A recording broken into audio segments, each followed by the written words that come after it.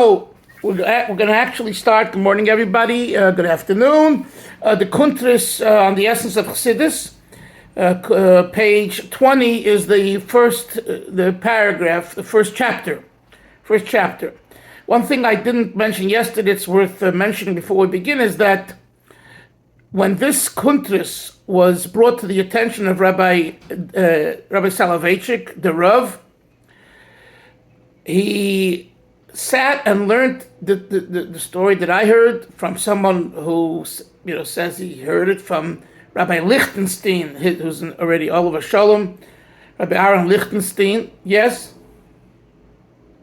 I have to just say, I was about to say this, and when you mentioned Rabbi Soloveitchik, Sunday night we were at a chasana, my wife and I. And one of the Rabbanim was in the Gush Etzion. One of the Rabbanim was called up to read the Ksuva, I think, was Rav Moshe Lichtenstein, who I think, if I'm not mistaken, is the son of the person the Rosh Hashiva you're about to speak of.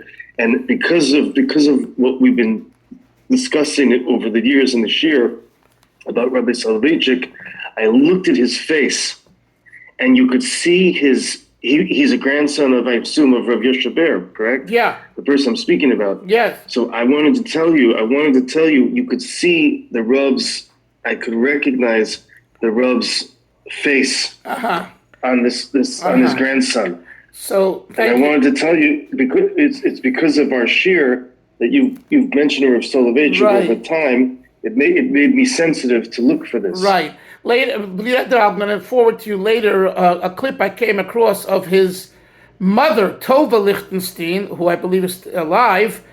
She was interviewed by Rabbi Dr. Zev Leff, and I think it's fascinating. I mean, she in her calm way, she just talks about her childhood and growing up in the Rav's house. I mean, I wish I would have had that before I wrote my book. I didn't. I guess it wasn't done yet. This was because of COVID. He was able to do it, and she really says some very important things about her father. That's crucial. I mean, you're hearing it from the daughter. I mean, you can't get any better than that, So I'll share that later. But what I wanted to say is. So Rabbi Aaron Lichtenstein somehow got a hold of the Kuntris. This is in the 70s when it came out. It's 1970, 71. And he showed it to the Rav, and the Rav said, yeah, let's learn together the Kuntris. Well, learn together means they were up all night, Friday night, learning the Kuntris. These two geniuses, Rabbi Lichtenstein was a genius himself. And of course, Rabbi Soloveitchik. And they were up all night learning.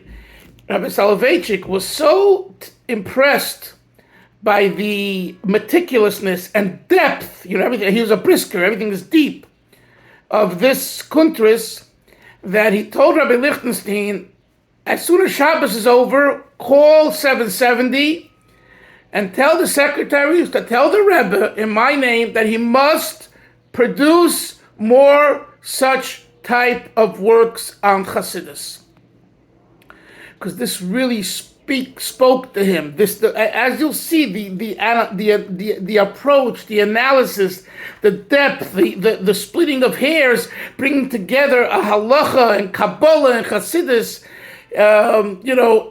It really touched him, and you should know it was very difficult to impress Rabbi Soloveitchik. I mean, he was a genius, and I'm telling you, very few people with their svarim impressed him. In fact, he was pretty critical about many svarim, which I also told you once in the past, how he was in someone's house, and he happened to see the bookshelf, and he took out a book, and he said, "What do you have this garbage for here?" So he was very outspoken. You're talking about, a sefer. I don't know if a sefer or in English or in Hebrew, but a sefer of Torah, a book of Torah. He was the pedagogue.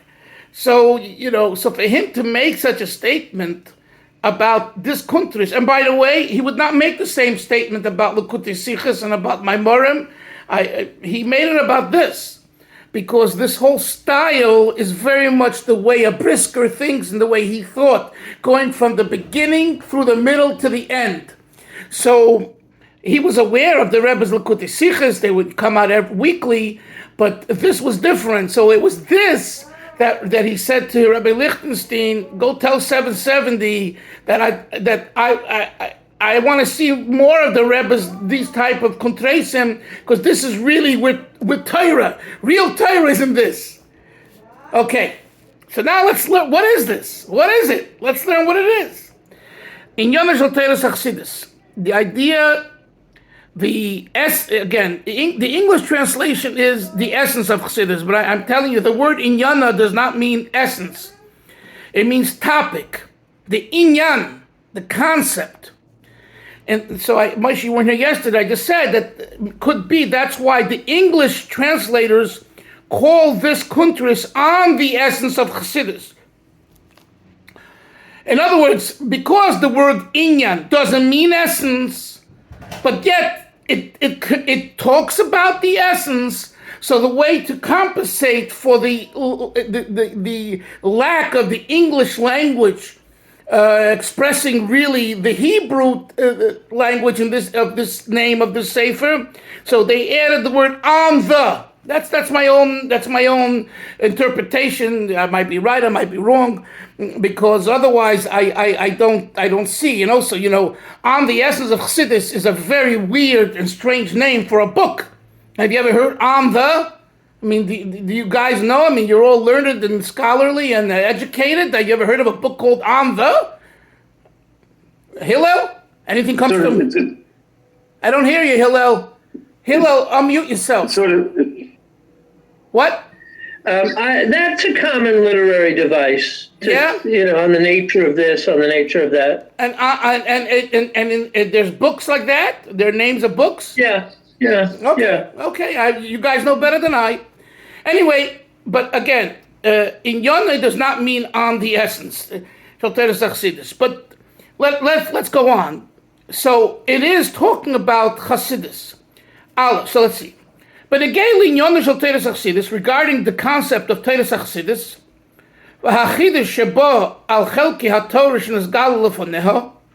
and the novelty, the chidush that's within Chasidus, in addition to all other parts of the Torah that were revealed before Chasidus. Chasidus started with the Baal Shem Tov. Nemru biurim rabim. Many explanations have been given. In other words, why do we need an explanation, Moshe? A very simple question. Why all of a sudden Chasidus, Avram? What was wrong with 500 years ago when Gemara and Halacha, Hashkafa, Chasidus? Why Chasidus?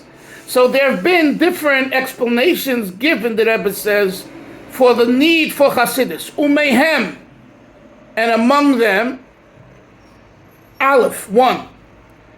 Bizman shel Baal Shem Tov, during the time of Baal Shem Tov, Hoya ha'elam b'matzav shel hisalfus. The world was in a situation of faint, hisalfut. The world was faint. I'll explain in a moment. And through the revelation of the Baal Shem Tov, v'teres Chasidus and Chasidus, neseirer ha'olam misalfusay. The world arose, it woke up from its faint state. Okay. Rabbi. Yeah. Is it referring to the revelation of Rabbi Shimon? No. Yaeli, you're talking here about 200 years ago, 250 to 300 years ago. That's it. Rabbi Shimon, you're talking about 2,000 years ago. No. No, I understand. Wait. I'm saying Wait. Let me explain. Good attempt. The answer is no to your question. What he's referring to is the Chmielnicki pogroms of 1648 and 49. The Baal Shem Tov lived after that, and the Bogadon Chmielnicki, the terror, including terrorizing Jews in Podolia and in that area of Europe. And he even got to the Carpathian Mountains and the border of Romania. the Romanian Carpathian Mountains. I'm writing about that now, so I read a little bit about that. The point is that he left massive, not only physical destruction, spiritual destruction, where Jews were murdered, massacred, plunged, and purged, and they were very depressed. Like, where's God, and how can we continue? We have nothing to eat, and they've killed relatives. It was very bad devastation. That's one reference to the Hisalfut, the faint state of Judaism at the time. Number two, the false Mashiachs, the false messiahs, Shabtai Tzvi and Pesach Frank, which was also around that time, before, a little after, in various parts of Europe. Especially with Shabtai Tzvi, the community was devastated. The rabbis, leading rabbis and scholars and rabbanim, believed that Shabtai Tzvi was the Mashiach. And then when they saw what he became a convert to Islam and everything else, you could just figure how they felt. They were fooled so badly, and the average Jew said, "How can we believe in rabbis anymore if rabbis are so dubbed and so foolish?" I don't want to say it's the same or not the same. No political statement, but we discussed it briefly when someone in Eretz Yisrael, came out to be an abuser, and basically the repercussions is that you can't trust anybody. So you can't trust anybody. I mean, here was a person who was so popular and known, and you can't trust him. So it leaves a very bad stain. Well, that's what happened then. So Judaism, Jews were in a state of faint. They said, why believe? We can't believe anymore. You're a religious man, you put on tefillin, you go to shul, and then you do all these things. And you claim you're Mashiach, and then you convert to Islam. So this is a second reference. This is what the Rebbe means here, that at the time of the Baal Shem Tov, the world was in a situation of faith. I want to show you the reference. Now go to the English side, please. And that is, where is it? Yeah. Look in the note number 3. This explanation is found in an old Hasidic manuscript whose author is unknown. So, the first explanation of why the Baal Shem Tov came along and introduced Chasidus to bring back faith in God, faith in Torah, with Simcha and everything else, and that's why he established Hasidic Judaism. This comes from a source. We don't know whose author it is, but it's found in a manuscript. Now, the translators say the following. It has since been printed in Sefer HaMaimorim 5663. When the Baal Shem Tov initiated his movement, the material situation of Eastern European Jewry, bottom of 21 of the footnotes, economic and political, was precarious, and the religious state was hardly better. The pogroms of 1648 and the false messiahs were critical blows that the people barely survived. Their condition was virtually comatose. That's pretty heavy. See also Kuntis Yud. When a person faints, there is a tradition of whispering his name in his ear in order to revive him, because a person's Hebrew name has an essential connection to his general life force. The soul of the Baal Shem Tov was the general soul of all the Yidden, as indicated in his own name, Yisrael, which he shared with all the Yidden. An Israel's general soul, a Yid's general soul, of which the particular soul of every individual was a component detail. The Baal Shem Tov's purpose and mission was to revive all Jews, even the lowliest, from their unconsciousness and to connect even the lowliest Jew with the essence of Hashem. So let me point something out to you, something else that he says elsewhere that's important to know. The Rebbe's wording here is, look at the paragraph in the text. Bizmani shel Baal Shem Tov hoya ha'olam b'matzav shel isalfus. Now, why does it say hoya ha'olam? Why does it say hoya ha'olam? Shouldn't it say hoya Yisrael? Who was faint? Who became despondent? Who was comatose? We just read the Jews, the Yidden of the time. The language of the Rebbe in the text is the world was faint. So the Rebbe made a note. It's printed in the Hebrew version. I don't see it here, right here. And the Rebbe explains very beautifully and very importantly. That's why I'm mentioning it. For who did God create the world, Avram? For who did Hashem create the world? For the Yidden, to make an abode for God on earth by including the non-Jews as well. But it's our responsibility to give direction. So if we are faint, guess what? The world is faint. Because we are the inner essence of the world. If we don't exist, or if we are weak, the world is weak. So the Rebbe in writing and his sentence over here says that the Baal Shem Tov, during the time of the Baal Shem Tov, the world was faint. And through the Baal Shem Tov and the revelation of Chasidus, the world awoke. It woke up. Nisayre ha'olam mihisalfusay. Again, the word ha'olam, not Nisayre Yisrael. Why? Seemingly, who woke up from its faint state? The Jews. The Baal Shem Tov came and he said, Chevre, guys, Yiddishkeit is about the soul, the neshama. So only our bodies were purged by Chelmenitsky. And only our mind was dubbed by the false messiahs. But our inside, which is the ikar, which is the primary aspect of a Jew, i.e. the neshama is pure. As pure as it was. It is even during these horrible times. So let's reveal the soul. Let's celebrate with the neshama. That was the chiddush of the Baal Shem Tov. Until the Baal Shem Tov, you all know, depending on how many pages of Gemara and Halacha and mitzvahs you do, that's what type of Jew you were. And that's the way they looked at you. Comes along the Baal Shem Tov and says, no, a Yid is the neshama, the soul.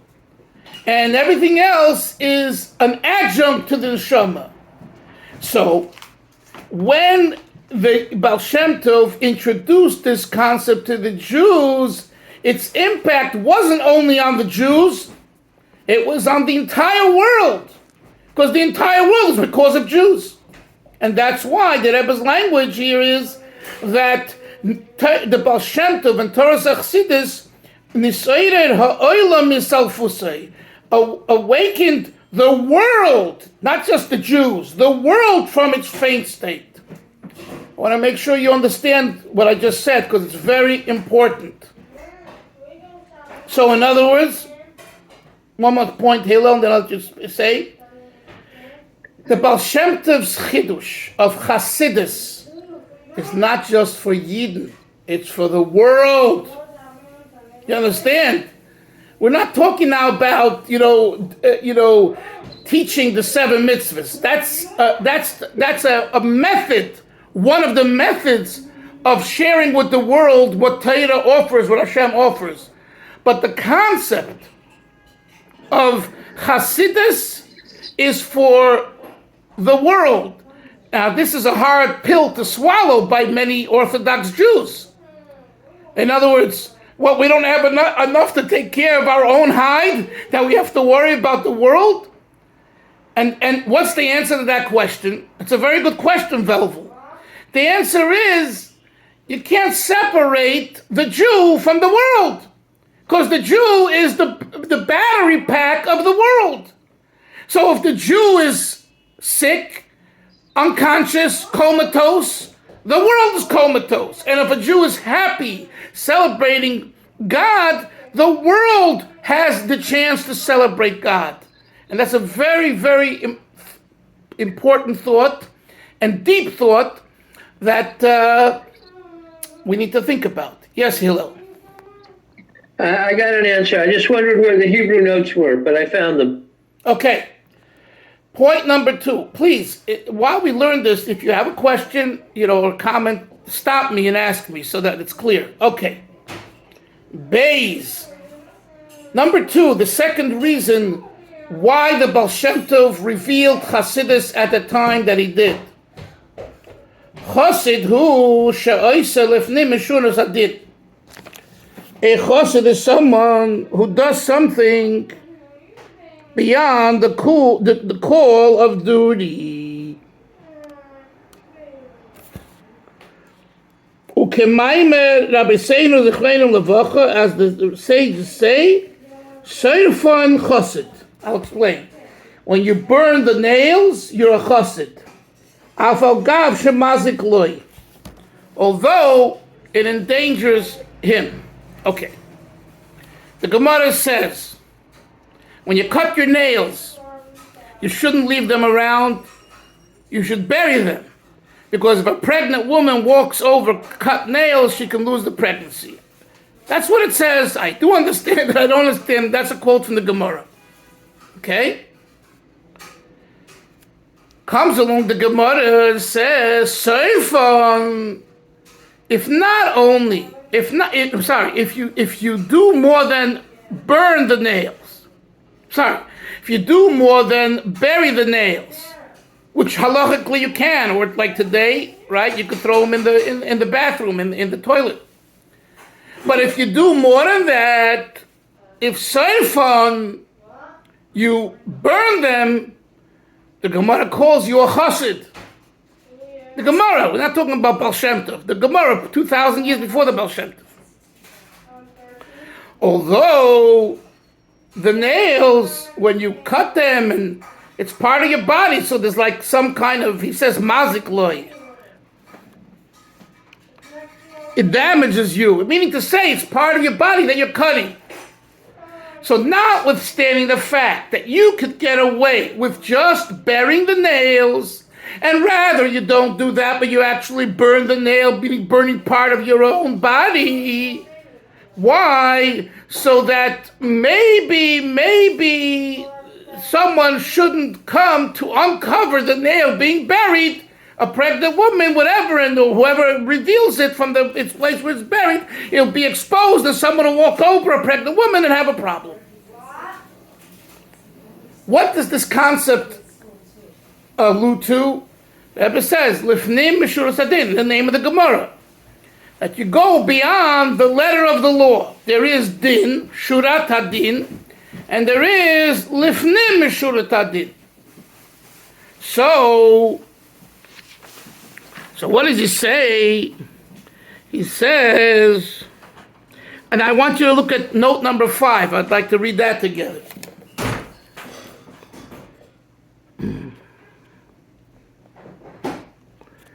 He says like this.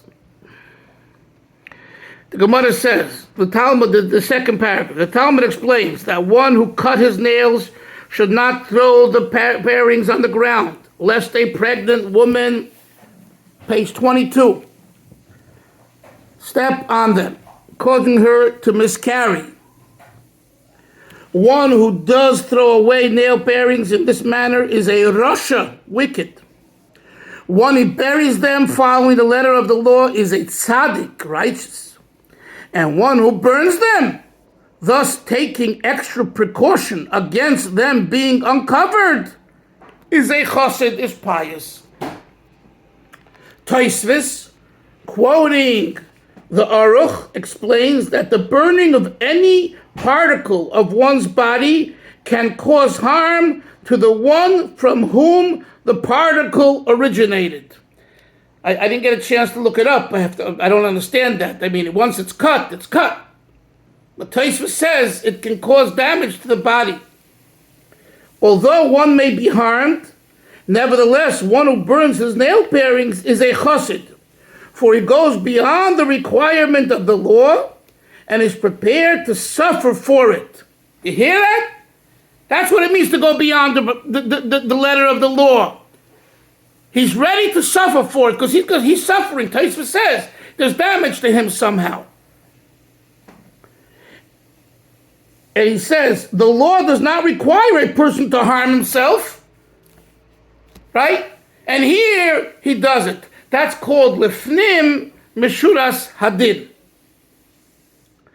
So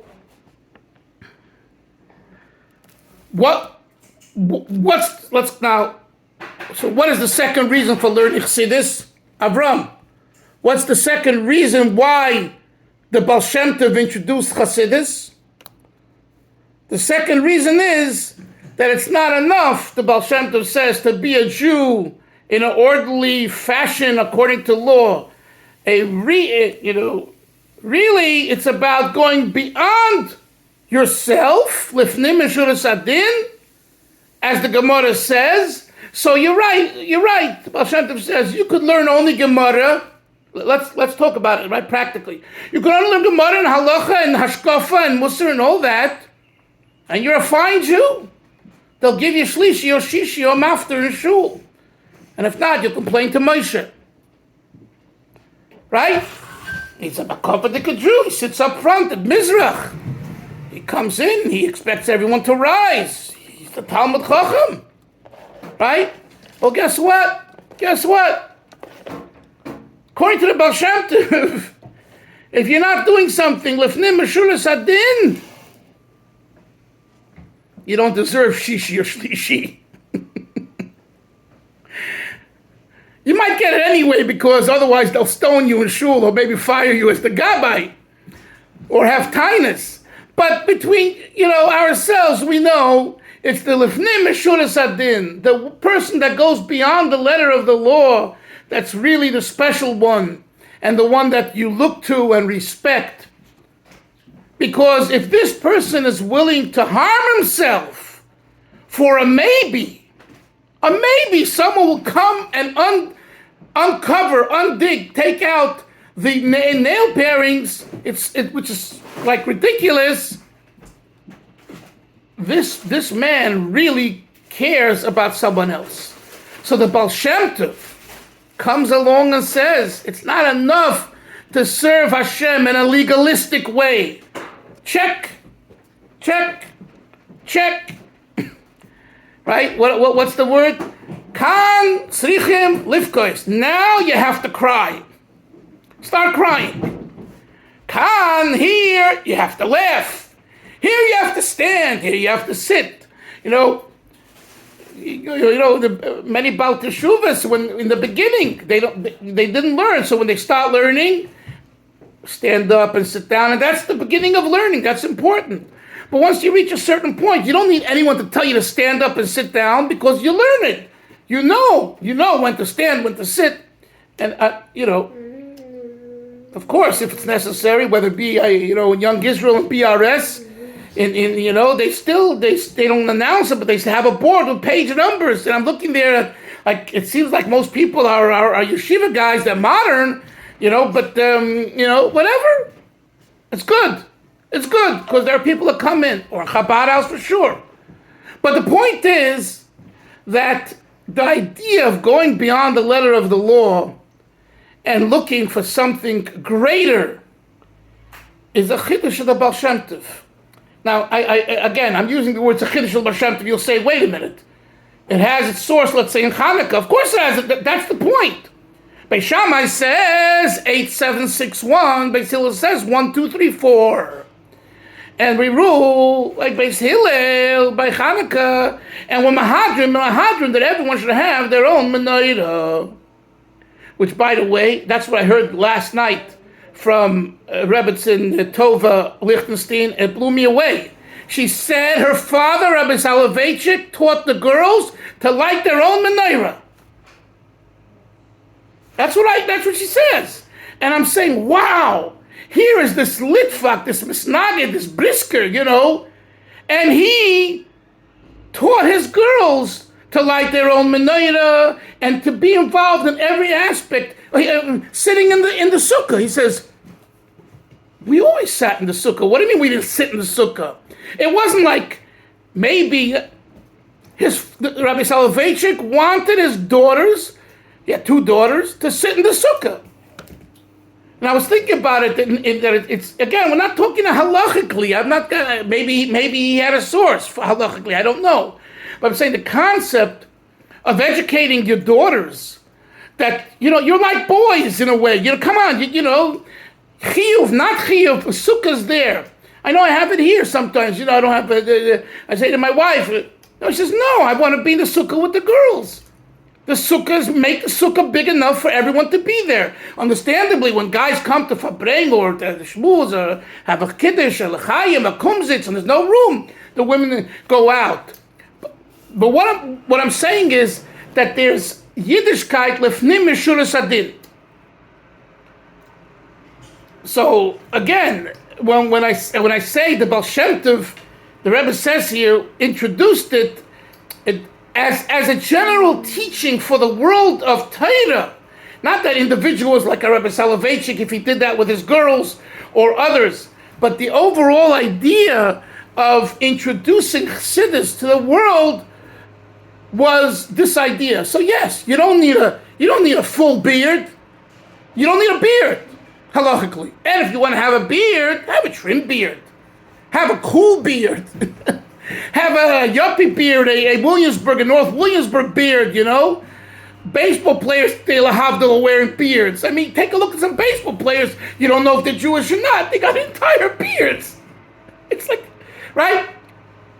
The Baal Shem Tov says, the beard that I'm talking about, you'll know that this beard of Chaim Dolphins ain't a North Williamsburg beard. It's not kept. It's wild. It's the way it is. There's a certain kind of Yiddishkeit that's only an example.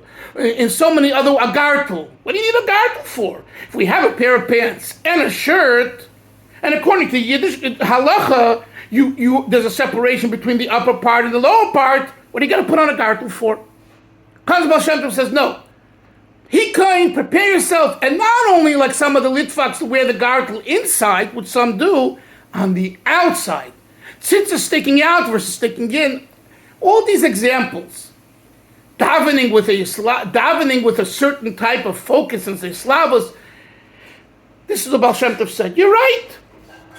Al pi shuras adin, it's not necessary. But lifnim shuras adin, and you want to show that, yeah, I love the Eibishter, I love God so much, and I'm connecting with that aspect of my neshama, that I go beyond the letter of the law. That is the second reason why the Baal Shem Tov introduced Chasidus at the time that he introduced Chasidus.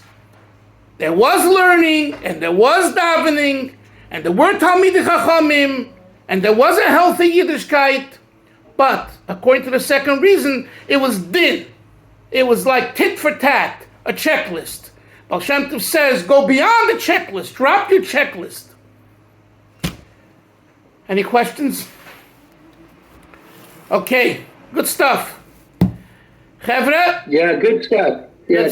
Good stuff. Okay. Rabbi, yes. I don't know if I'll be here tomorrow because I have to pick up someone from the airport. Okay. Try to connect online if you can with your phone. Okay. But whatever, listen to I put it on YouTube so you can always listen to the shurim. Have a great day, everyone. See everyone tomorrow. Sei gesund. Bye. Take care.